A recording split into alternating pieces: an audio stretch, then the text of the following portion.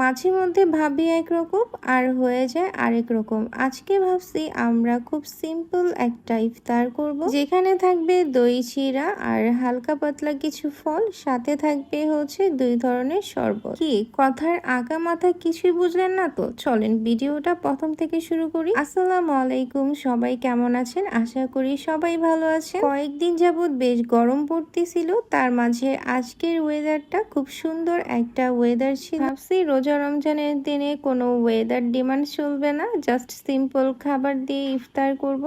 কিন্তু তা আর করতে পারলাম না। আমার মেয়ে এত পরিমাণ মুরঝি করতেছিল আজকের ওয়েদার দেখে, তার নাকি খুব খিচুড়ি খেতে ইচ্ছে করতেছে। মায়ের মন বলে কথা, মেয়ের খেতে ইচ্ছে করছে, মা তো আর না করতে পারে না।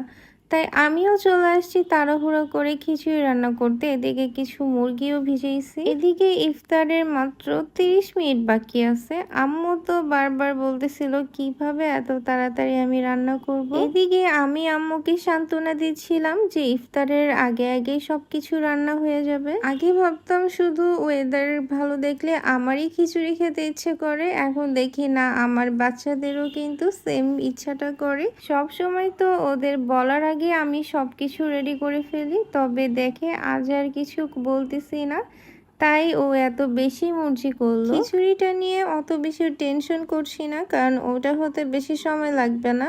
টেনশন করছি হচ্ছে এই মুরগিটা নিয়ে।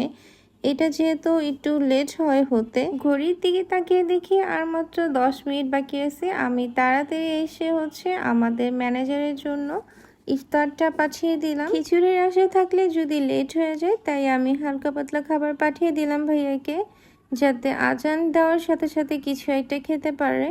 এদিকে কিন্তু প্রায় 1 কষান দেওয়া হয়ে গেছে মুরগি, আর বেশিক্ষণ টাইম লাগবে না, আর 1 কষান দিতে হয়ে যাবে। আর খিচুড়িটাও কিন্তু প্রায় কমপ্লিট। কত যে তাড়াহুড়োর মধ্যে এই খিচুড়িটা বসাইছি একমাত্র আল্লাহ জানে। মা তো এখনো চিল্লাচিল্লি করতেছে যে আজকে না রান্না করলে কি হইতো। অত বেশি টেনশন করতেছিলাম না, কারণ হচ্ছে আগে থেকে আমাদের কিছু খাবার রেডি করা ছিল। আজান দেওয়ার সাথে সাথে আমি একটা খেজুর মুখে দিয়ে হচ্ছে এই শরবতটা খাই। তারপর হচ্ছে আমি একটু দই আর চিড়া খাচ্ছিলাম। দই চিড়া আমার পছন্দের একটা খাবার, আমার কাছে অনেক ভালো লাগে এই দই চিড়াটা। এটা খেয়ে নামাজে চলে যাব, আর নামাজ থেকে আসতে আসতে আমাদের রান্নাও কমপ্লিট হয়ে যাবে। নামাজ পড়া শেষ, আর আমি সবাইকে খাবার দিয়ে এবার নিজের খাবারটা নিয়ে নিলাম। আর গরম গরম ধোয়া ওঠা খিচুড়ি দিয়ে আজকের ইফতারটা আমরা কমপ্লিট করলাম। আমাদের মতো আজকের ইফতারে কে কে খিচুড়ি দিয়ে ইফতারি করছো জানাবা কিন্তু। ইফতারের শেষে আমি একটু বাইরে গেছিলাম, এসে দেখি আব্বু আমাদের জন্য খাবার নিয়ে আসছে।